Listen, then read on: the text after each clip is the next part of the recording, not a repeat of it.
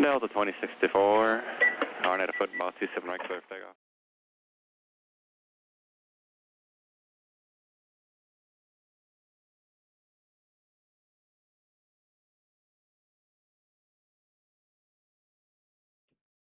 Welcome everyone to another Tower Talk podcast, episode 2.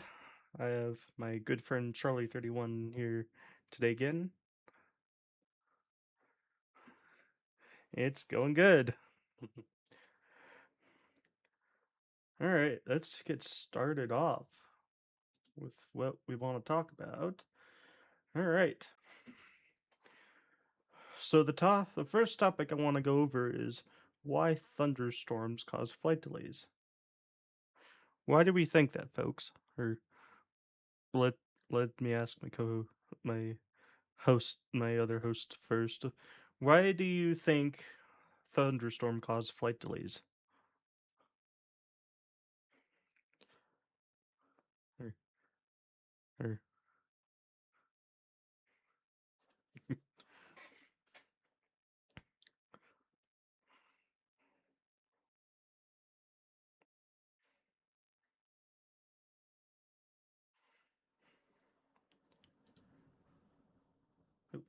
hold on.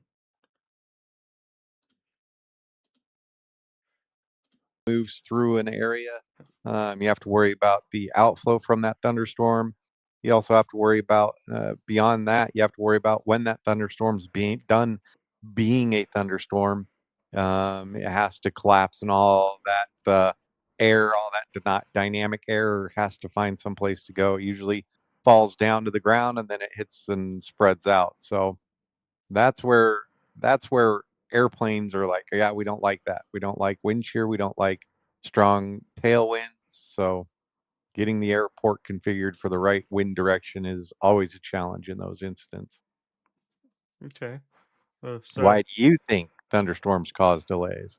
um, I think thunderstorm cause flight delays because of the wind and all that, and Mhm. they have you have to switch the runways up whenever there's a thunderstorm, and it can be Yep. hectic if planes are taking off on the runway that they're assigned to take off on, and then they have Yep. to and then ATC has to switch it up, and that means a longer taxi probably. Or yeah, it can mean transferring from one side of the airport. So using Denver as an example, um, it can make you go from runway 25 departure to a runway 8 departure, or from a runway 8 departure to a runway 25 departure. So Mm-hmm. So sorry, at the start, the Discord audio wasn't set up, so let me ah, reintroduce ourselves. I'm Tyler, and welcome back to the Tower Talk podcast, episode 2. And this is my wonderful friend Craig.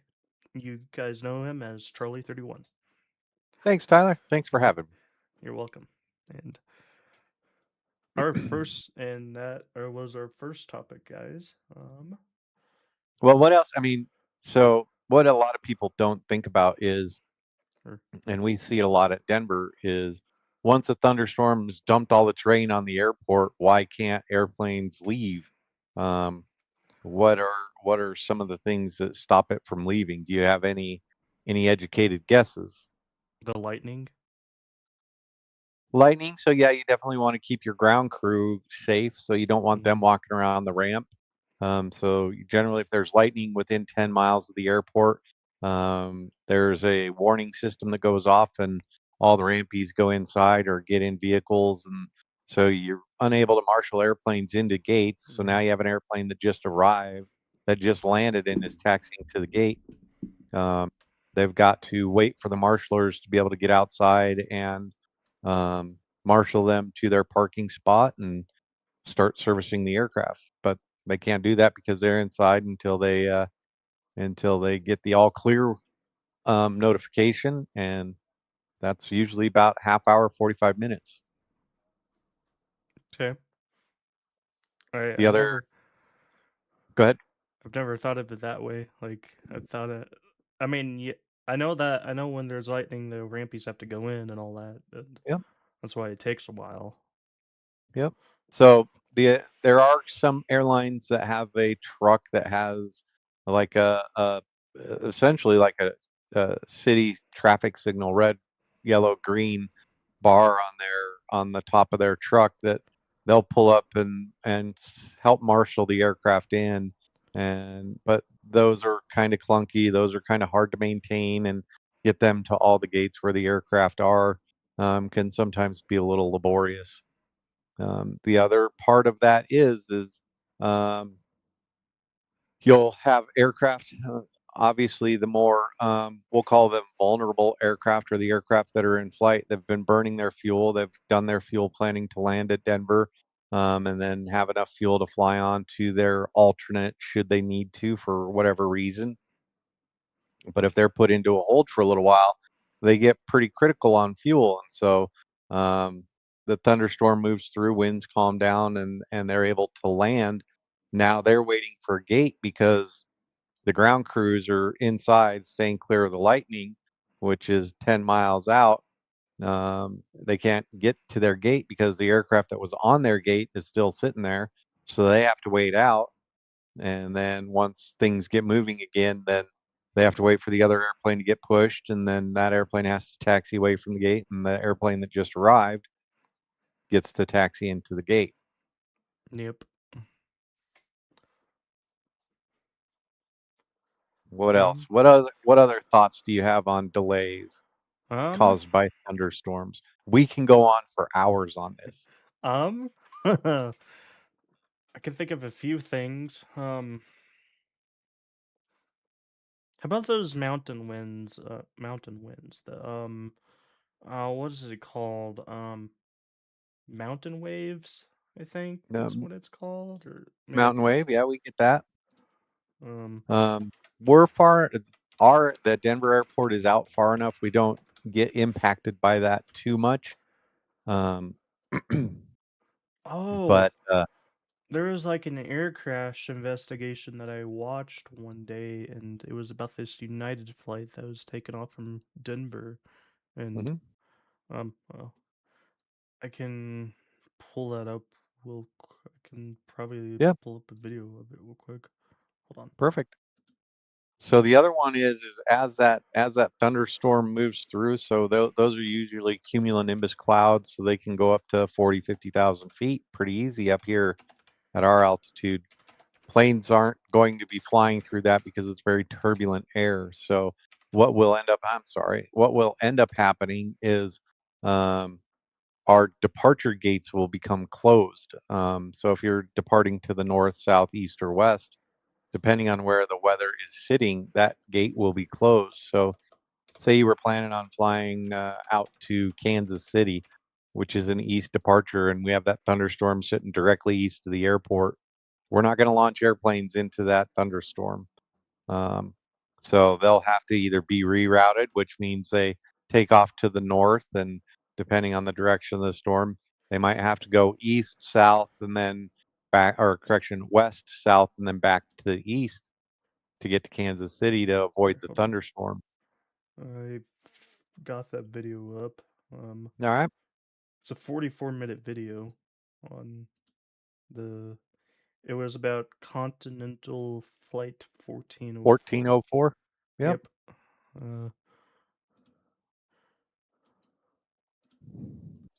I don't know if you could stream it for us, if that's possible. Where's it at? Just put it in the side chat. All right, there we go. I don't know if we're going to sit here for the whole of the event. Let me all right. Probably for just some of it we can just watch to get get the idea. Let me share that little screen. All right. Here we go. 04 Denver Tower, do you copy? A passenger plane is in flames beside a runway at one of the world's busiest airports.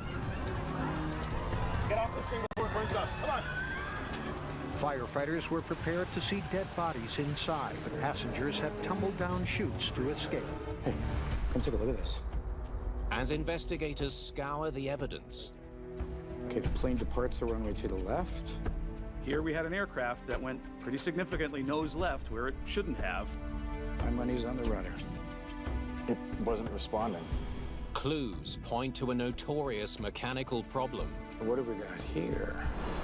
that brought down 737s years ago. Is this situation coming back to haunt us? Good jet, good jet.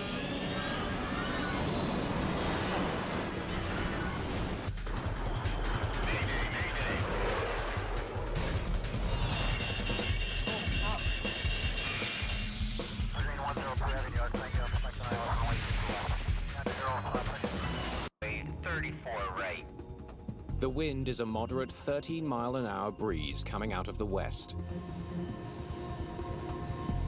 The plane is a Boeing 737, a short to medium-range twin-engine jet that has become the best-selling commercial jetliner in history. What are your questions about that, Tyler? There are 110 passengers on board tonight's flight. Among them is Mike Wilson. I mean, to me,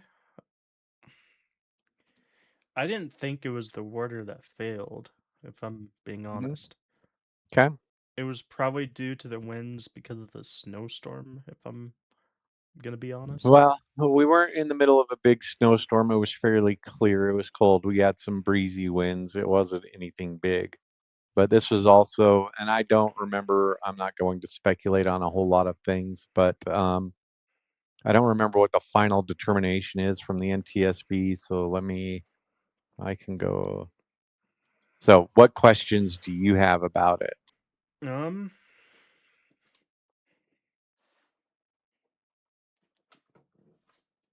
Well, my question is, like, why did the NTSB think the rudder failed? Well, so there were a number of Because I know an incident like this happened in the Springs and all that. So a number of a number of 737s had the rudder issues that they had resolved, or so they had thought they had resolved those issues in the time leading up to Continental 1404. Okay. So in 2010, they said the probable cause was the captain stopped using right rudder input, which was needed to maintain directional control of the aircraft, and probably caused by a strong crosswind being a contributing factor to it. Okay. I mean, it goes to show you how dangerous those mountain wave winds can be. Well, that wasn't necessarily even a mountain wave. That was just a wind gust, and this was also in the early days of winglets, and so I think this one was a converted Continental 737 that they had winglets on. And I think they were so pilot training didn't have strong crosswind component training back then, and or training for having those winglets stand up like this, what it does to the aircraft. I mean, it was still an evolving technology, so It kind of it looked wasn't. like a 700 I don't know though.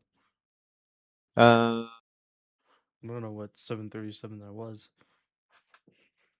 So it was a 737. Let's see, 500. So 737 524.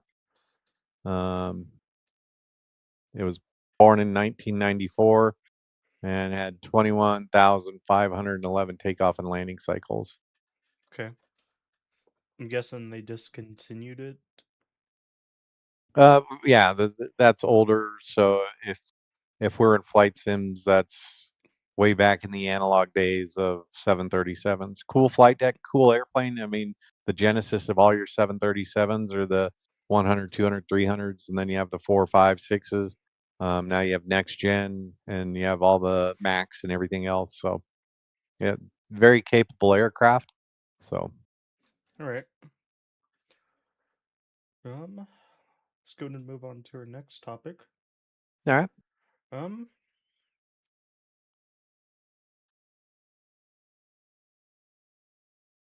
why do you think ATC phraseology matters to pilots and controllers? It depends on who you ask. It is safety. ATC phraseology is safety. Through time, through experience, through being able to keep clear communication with an aircraft while it is moving and it is under control of somebody else and going to enter the national airspace system. It's the key component to getting those aircraft safely to and from. Okay. How about you? I think why it matters is probably because of the safety as well. And Yep. then like how the controllers like talk to the planes is something else. Like when they tell them to taxi via Bravo, Lima, Charlie, and Delta. Mhm. Why is it important that they have clear phraseology? So the pilots can hear them correctly? Or Yeah, so there's a common ground. There's something that they are able to reference. mm-hmm. So what is the question behind that topic? What phraseology have you experienced that's kind of confused you? I think the phraseology that kind of confuses me is like when you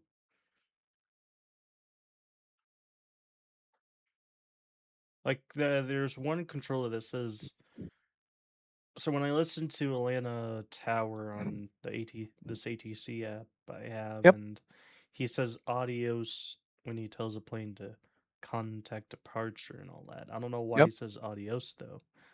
when That's just his style, that's that controller's style. Adios is not necessarily a an approved verbiage. But that's also part of it is when people are tense, when they aren't, it's a very chaotic environment, or it can be, and trying to alleviate some of the stress that people experience. Talking on a radio is part of an individual controller's style. So you were talking about Steve out at Kennedy Steve. Oh yeah, Kennedy Steve. Yep. He actually is doing his own YouTube channel. Yep. And lots of stories, because ultimately it's about keeping people safe. And so yeah, people are prone to make mistakes, and people are prone to getting a little confused, especially at a busy facility like JFK. So making a left turn instead of making a right turn, it's working through the problem of getting them back on track and getting them out to the runway or getting them to the gate. So same thing happens in an emergency. You want a calm, cool, collected controller. And so being able to add a little bit of style as well as maintaining your mandatory instructions, that's all style points right there. Okay. Have you heard of Captain Steve, the American Airlines pilot? Or Which one? he has a YouTube channel called Captain Steve. All that. Yep. Yep. And he does like reports about stuff like. Yep. When He kind of like a Blanco Lirio, Captain Steve. They kind of run down accident reports and give their their educated opinions on it. Yeah, those are my favorite YouTube channels I watch. Yeah, they're good people. They definitely with tons and tons of knowledge in both of those individuals. So, Mhm. and it is aviation has a long tradition of passing on knowledge via word of mouth or visual, and yeah, just Yep. there you have it. Um.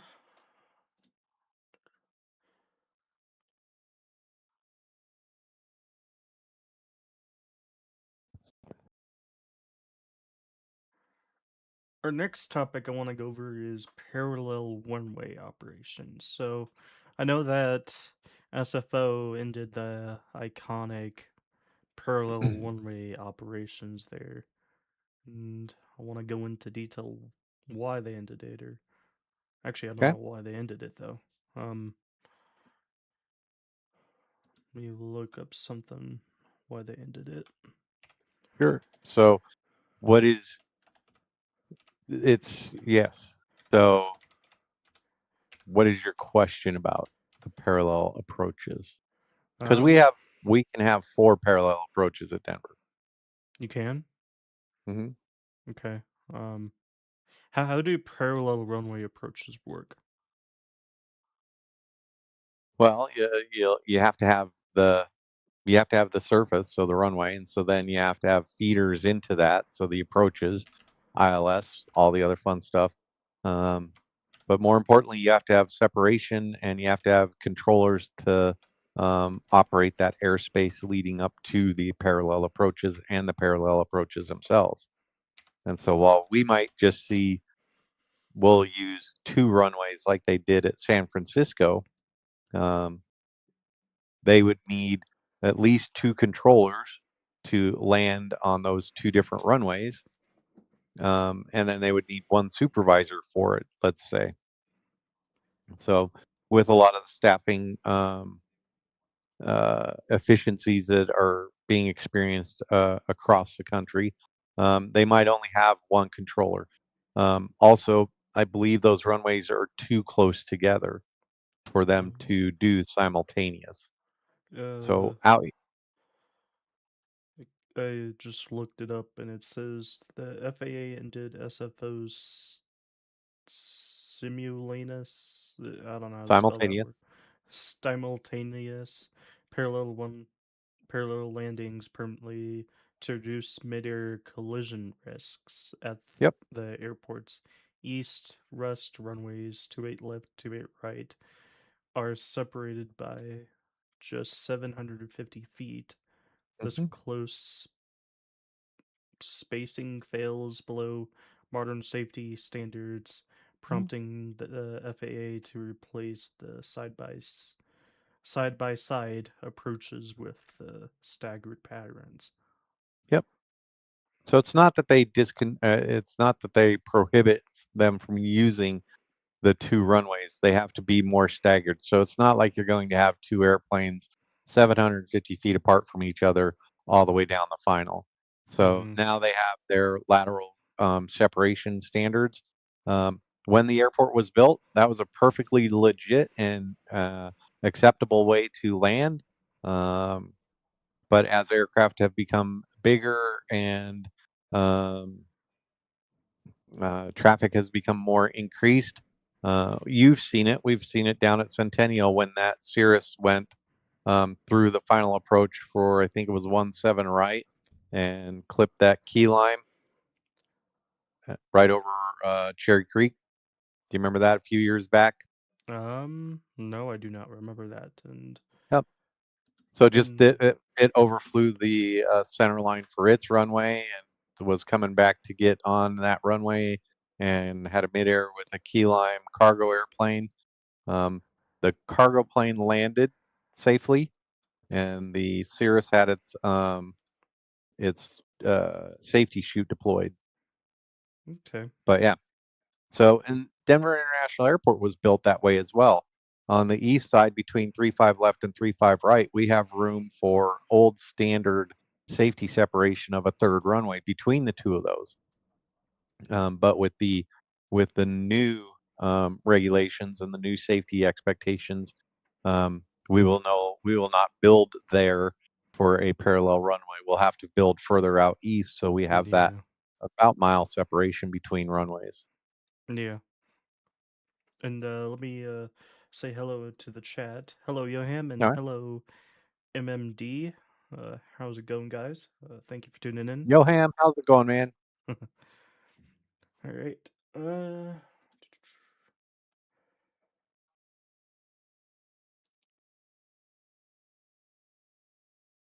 But to go on with that is, I mean, as time goes by, new safety expectations become come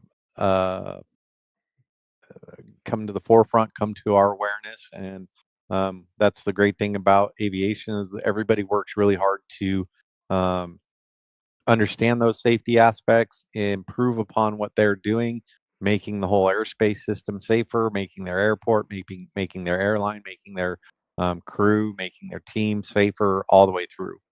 Yep.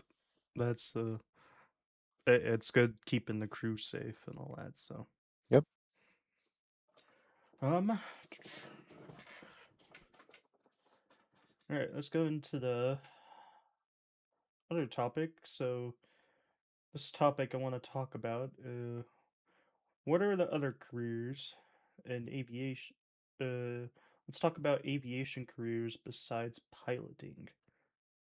Okay. So I know there's like being ops manager or ops person and all that. There's being ground crew, ramp agents. Yep. I think cargo ramp agent is one. I don't know if that's the same thing. It's the same thing. Okay. Just kind of a different group of people. I know they're. Oh, I know they're the ramp tower is one. Then I think ATC is the last one.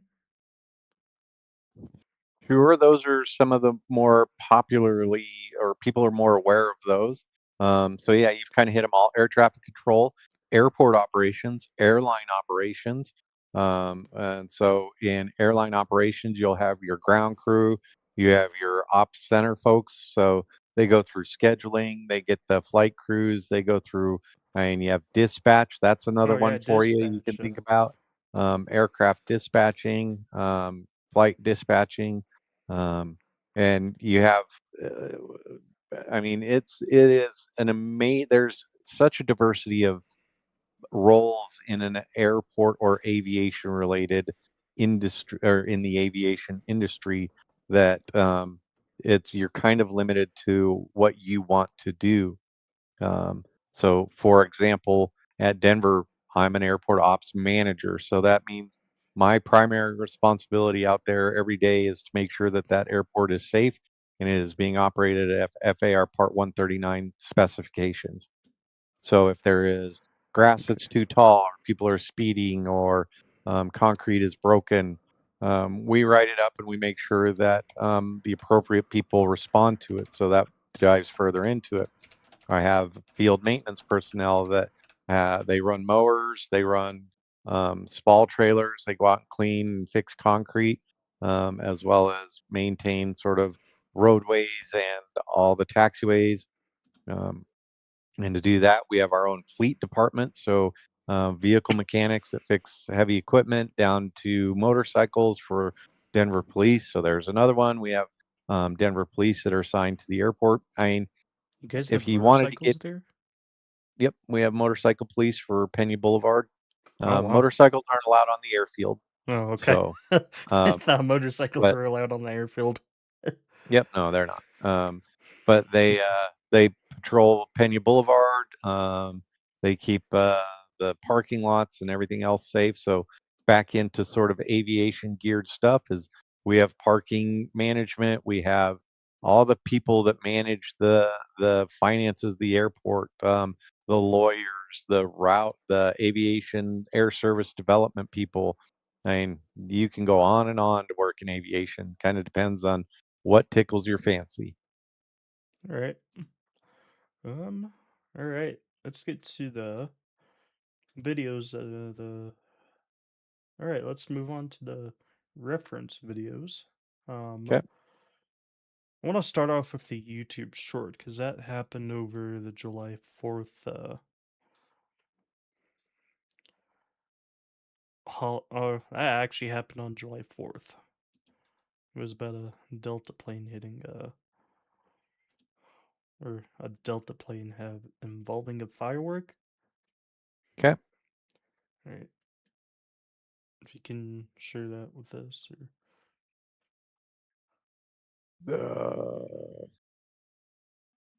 it's in there. Stand by. I didn't know I was going to be clicking all your links. Sorry. When I click the videos, it messes up my. I don't know how to share the videos correctly on Discord, Yep. and never really. Can you tell me if you had to, I guess, any further information? There we go. All right. And tower, we just had a firework hit our plane, Delta 1076, we're continuing. Roger.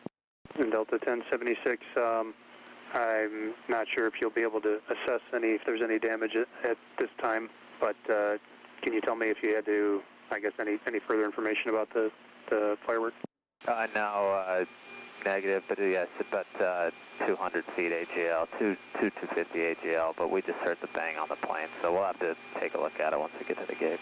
Delta 1076, Roger. I'm going to give you a phone number. If you can just give us a call back later after you've done an inspection and let us know. Delta 1076, area code 77. And we're just hoping it was just the mortar that went off underneath, but definitely felt the big bang.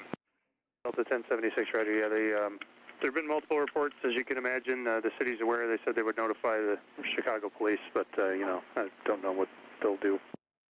Roger. Delta 1076, contact ground. Thanks for the information. Delta 1076 will come. And tower, we just had All right. What do you got on that one?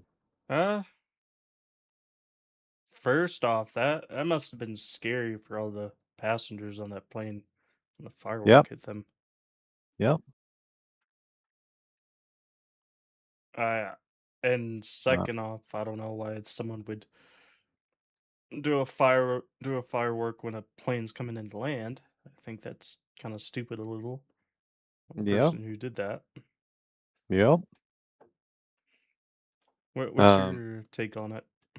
Well, it was an illegal firework being fired off near an airfield. Was this at Atlanta or was this in Chicago? It was in Chicago. Yep. So,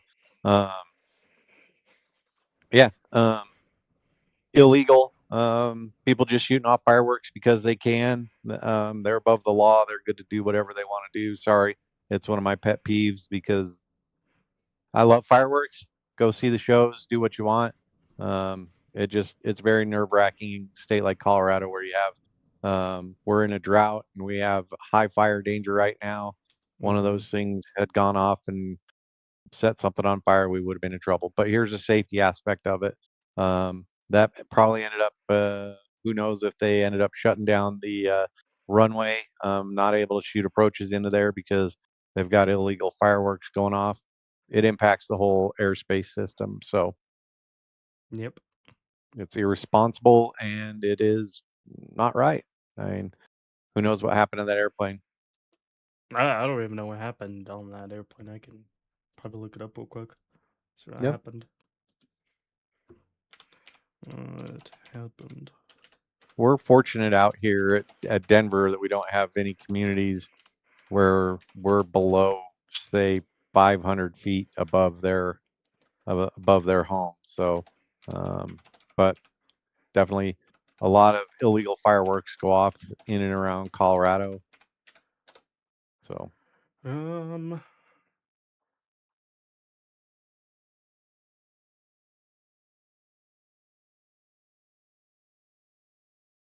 the Airbus A319 landed safely with no injuries and a mechanical inspection revealed only minor paint damage. Mm-hmm. Okay. Wow. Oh, okay. I thought that was a picture of it. I don't know if it'll show us like a picture of it though. So I'm trying to find, but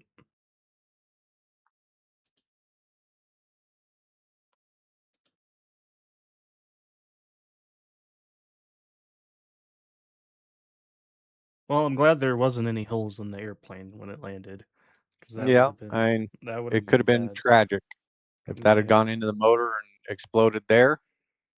They're short final. They're very vulnerable right there. That airplane could have very easily crashed and killed 150 people. Yep. I'll save the other reference video for last. Okay. Let's go right into aviation news and events. Let me look up to see if there's any airline industry news.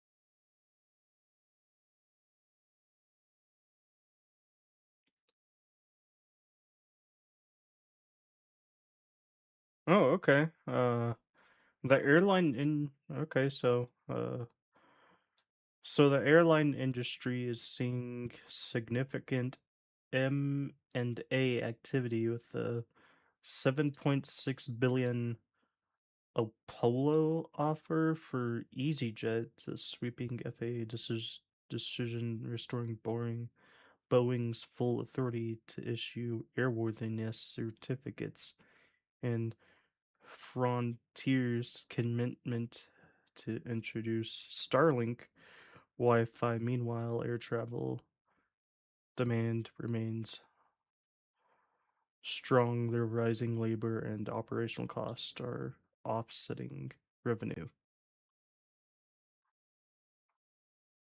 What is M&A activity? I don't know what that is. I'm not sure what you're saying. So, It's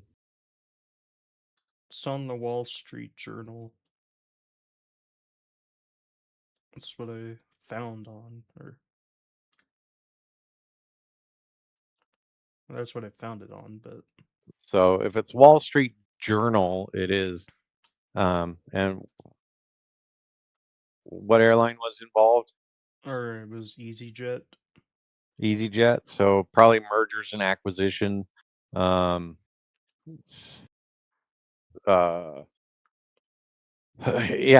I'm not sure what the conversation or the article was about. But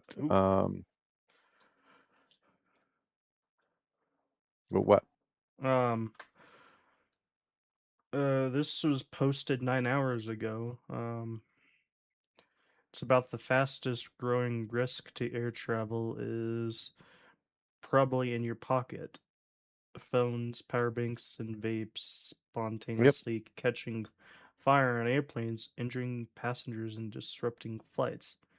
Yep. So it says here, minutes after Alaska Airlines Flight 2117 had lifted from the runway, a phone and power bank sitting in a passenger's lap burst into flames. The fire scorched the passenger's arm and legs before she tossed the devices into the aisle, where the flight attendants scrambled to get them into a fireproof bag. To quell the blaze, pilots declared an emergency. Wow, that's kind of crazy, and it even shows pictures of it. I don't know if you remember, a number of years ago there was the Samsung Note phone that the battery would catch on fire, and they actually ended up withdrawing those or recalling all of those phones, millions of phones, because the battery would, and lithium polymer batteries are very difficult to put out. They're kind of like magnesium. They burn very hot, and they're This reminds me of an incident where an American Airlines plane had to evacuate on the DIA tarmac and all that. Mhm. Let me find the video of it real quick. I think it's Yeah, still on yeah. here. So there is a lot. You definitely want to make sure. Almost every airplane now has a battery bag. So if a power bank or a phone catches on fire, they can put it in this essentially fireproof bag, and it doesn't stop it from smoking, but it does keep the fire contained. And then you have a lot of acrid smoke in the cabin. Usually leads to a divert to the nearest airport so they can get on the ground, because fire in a plane is probably one of the scariest things that somebody will experience. Hold on, I just found the video and all that, so posted in the side chat.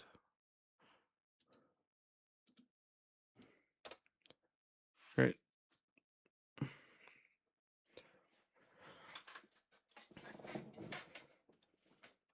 Remember that happened 11 months ago. I think it was like a battery that went off. Here, let me get it up so we can show it. Okay.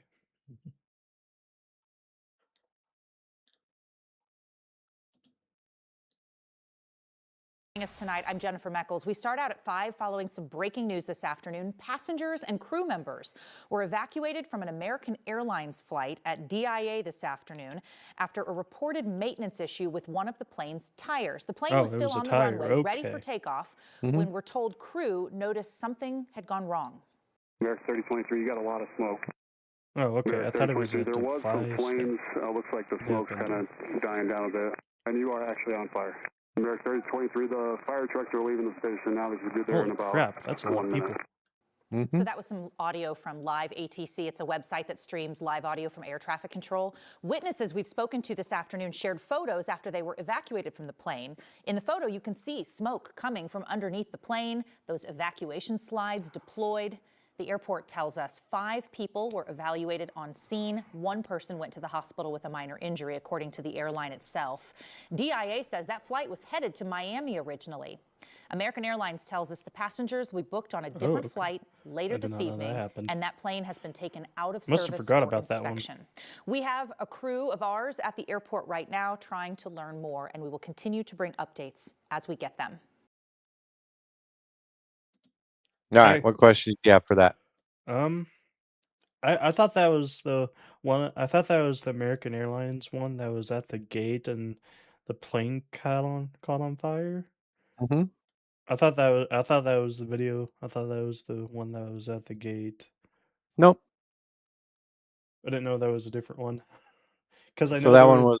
I know there was like an incident with like one that happened at the gate and all that.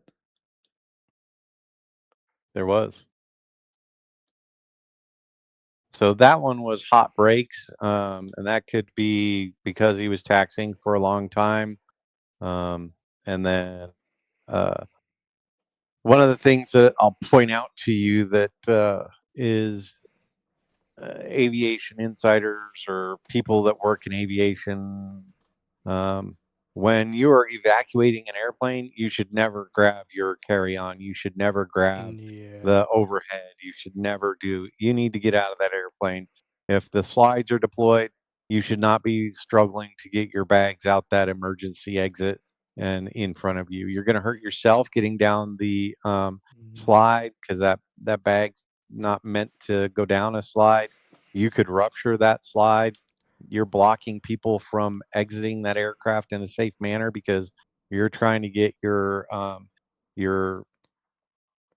box of donuts from Voodoo.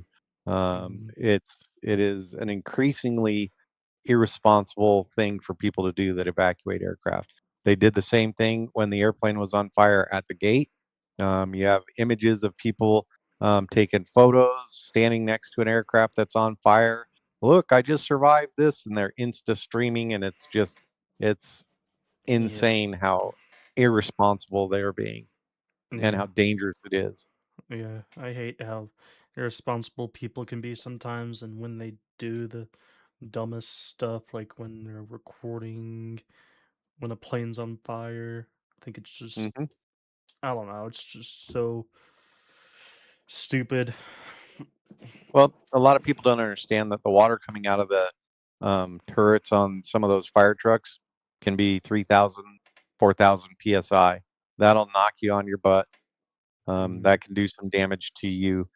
So if that airplane were to burst into flames because the firefighters couldn't put the fire out because you were standing between them and the fire, it's going to come back on you. Yep.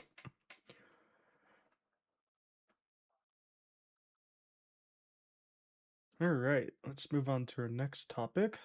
FAA updates. See what FAA updates.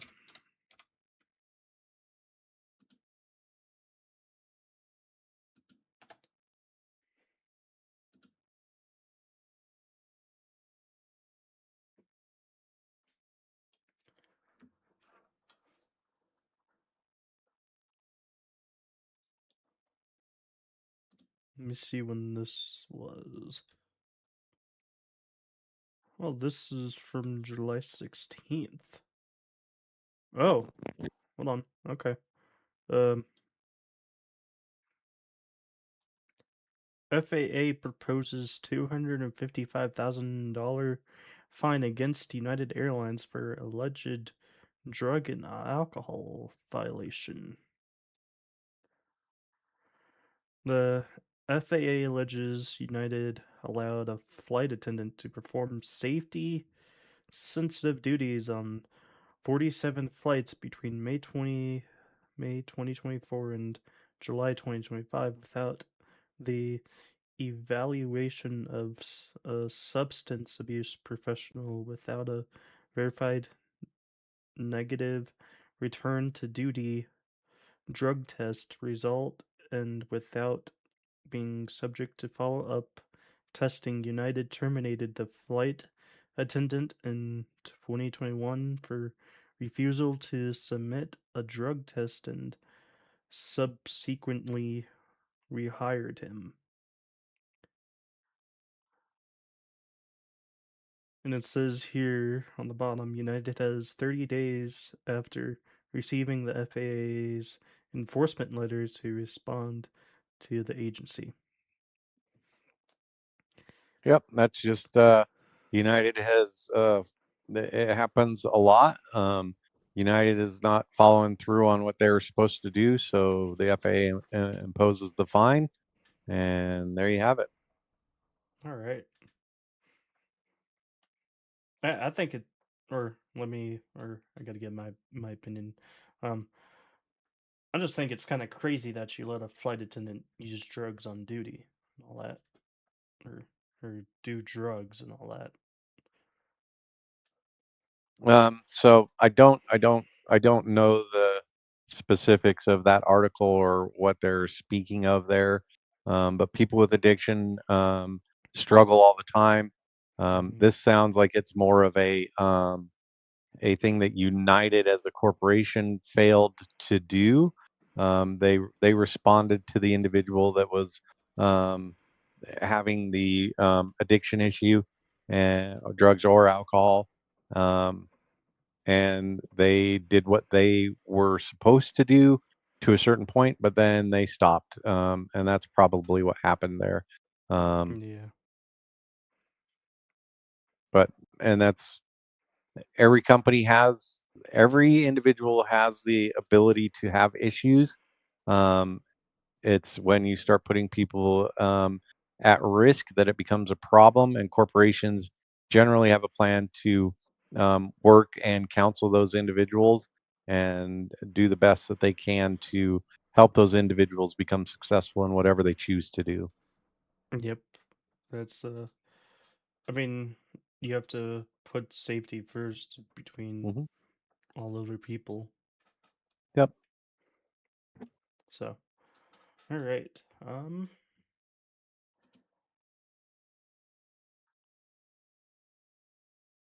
right. Let's get to the. Oh, we need to share the A380 that went into Denver. I remember you sent me that video. Let me send it to the chat on my phone. Hold on. Yep. So Lufthansa's A380 has resumed service into Denver. It's been a little bit sporadic. Lufthansa doesn't have very many of those airplanes, and so when a maintenance issue happens, they end up having to do some equipment swaps. So it's always a very impressive thing to see. Hold on, it is. It is a very big aircraft. That is for sure. All right, got it saved. Let me just. Here it is. All right, let me go ahead and play it. Let me see if it shows up on. All right.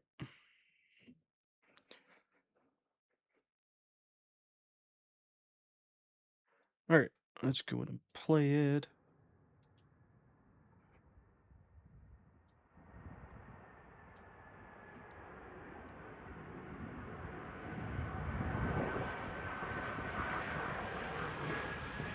Are you playing it, or do you need me to play it? No, it's playing. Or I don't know. Oh, well, I forgot to share my screen. Sorry.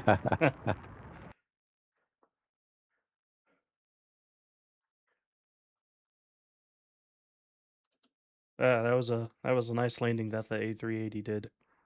Yep. I just wish it could have been the 100U livery, because that looks phenomenal on the A380. That livery is spectacular. Yep. Guess we should get to our last video about the. Want to go over the fuel is your priority, not mine, or the. And the pilot gets a pilot deviation because of it, because he called a controller an idiot at JFK. Or I think it Copy. was You need LaGuardia. me to play that, or? Yeah, if you can. Okay, give me just a second. Okay.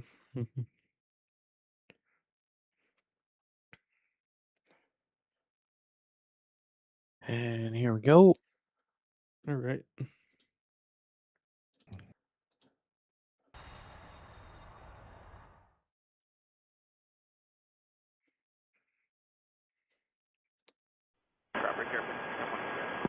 Breakout 5628, all right. Follow the CRJ9, that's Oh, definitely it ahead of happened you, in monitor LaGuardia. I tower. thought it happened in JFK. Yep. United 2005, turn right on Echo, double Bravo, short of golf, just tighten up behind the 321 that's joining double Bravo ahead of you there. All right, Bravo, Echo, short of golf, United 2005. We expect our delay here? Yeah, from now to midnight, you'll get out of here. Yeah, well, we got it. Roger, that's your fuel management is your priority, not mine. American 1751, turn right on Echo and then double Charlie, hold short of taxiway golf. Echo, double Charlie, short of golf, American 1751. Breakout 5725 on your second radio, go to clearance, 135.2. 55-2, pick our physical, Ground 999 sequence. Short sequence. Ground 999 sequence. 999 from now to midnight. That's not a good answer, but thanks for not blowing That's it. the best I can do. You want a better answer, contact your dispatcher or your company. No, your line up here is, I'm just looking for a sequence for fuel management. Yes, that's a part of your problem. Yes, sir. Fuel management is your priority, not mine. You're an idiot. I got a number for you whenever you're ready. Oh, I want it. We want to talk. Delta 999, I got a phone number whenever you're ready. Pass along. 347-846. Yeah, I want to talk to your manager. Yes, sir. Manager's up there. He's looking forward to the call. And L 999, while you at it, tighten up behind the United 73 that's ahead of you. I need the room behind. You got American 679. Go ahead. You can shut down over there because Park is stopped at the moment. So if you want, you can shut down right there. Okay, American 679, thanks. Delta 2349. Delta 2349. Hey, start them up. Let me know when you can move. I could get you out of here, like number 6 or so. We're started up and we can move Delta 2349. Okay, Delta 2349, make the right Delta and then double Alpha, hold short of taxiway Echo. Delta double Alpha, hold short Echo, Delta 2349.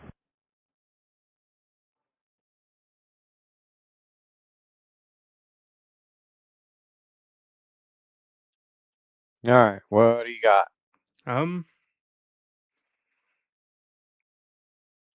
To me, the controller didn't have to be rude to the pilot. I don't know that the controller was rude to the pilot. Well, I mean, he was juggling a lot of stuff, I think, Yeah. I think the pilot got pissed off at him, or got pissed off at the controller, and then yeah. That's my take I mean, on it. So the controller's just controlling airplanes, and that's and who knows what led to having all those airplanes right there. Probably a thunderstorm went through the area, kind of like what we started the conversation out with, which caused a bunch of reroutes, which then you have to deal with the airplanes arriving before you get aircraft off the ground. So yeah, there's a lot going on there, and a controller can't say that, yes, you're going to leave at 3:33 this afternoon. So until then, just stay with me, because it's a very dynamic environment. So between now and midnight, I mean, he could have given him a window, or he could have been, I have no idea. Sorry, sir. But it's there. You have it. Yeah. But that's the thing is, everybody's out there doing a job. You have to remain respectful of everybody that's doing their job. And like the controller said, it's not necessarily his job to manage your fuel. That is the airline. They need to plan accordingly. The pilot needs to sort of be, if things are going crazy, the pilot needs to be working the numbers and figure out how long he can taxi, or if he needs to shut down or keep the engines running or go on APU, and still be able to safely accomplish his mission, which is get that plane from point A to point B. Yep. And I mean, furthermore you're clogging up the radio frequency. So I can only imagine it was fairly busy. We heard some of the conversations going on there. And to be assuming enough to say, hey, where do we stand on this? What kind of delay are you looking at giving me? Because we need to worry about our fuel. That's just clogging up that one stream of communication that's available to that controller, and that controller is trying to be concise and brief and professional. So Yeah, that's how I always I mean, I feel like the pilot went too far when he called the controller an idiot, because I didn't think Yeah. he needed to do that. So No. So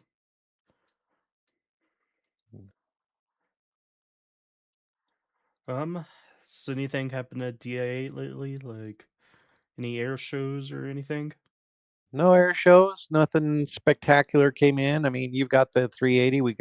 You showed that video, so I sent that out. No, been a relatively steady work, just dealing with the heat.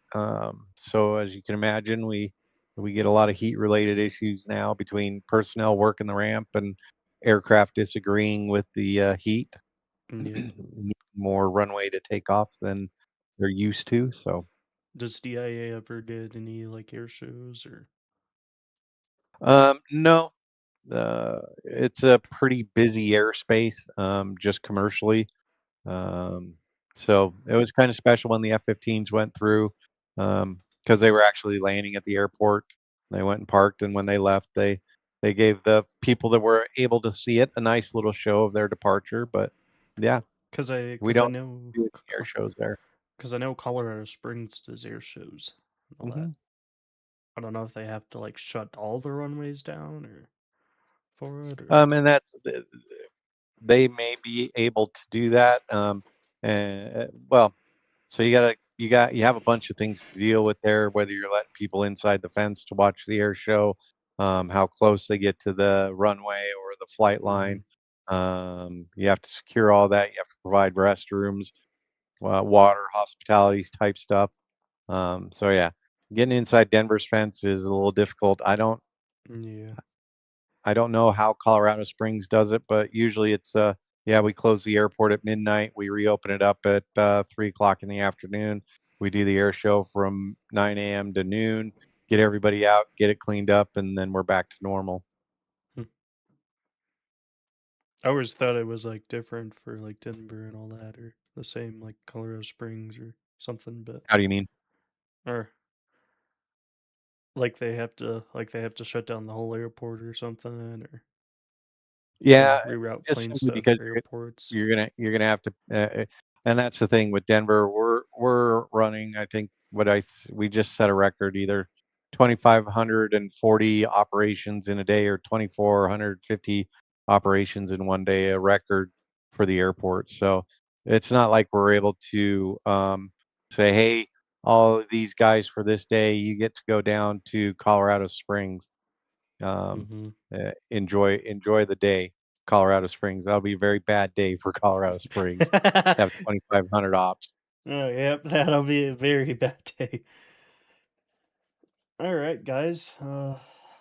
Let's do the closing remarks. I want to thank you guys thank you for listening to Tower Talk. If you enjoyed today's episode, be sure to follow the podcast, share it with fellow aviation enthusiasts, and join us next time as we continue exploring the world of aviation, communication, control. Until then, clear skies, safe travels, and we'll see you on the next episode of Tower Talk. Good job, Tyler. Thank you, man. Welcome. All right. Let me do the credits.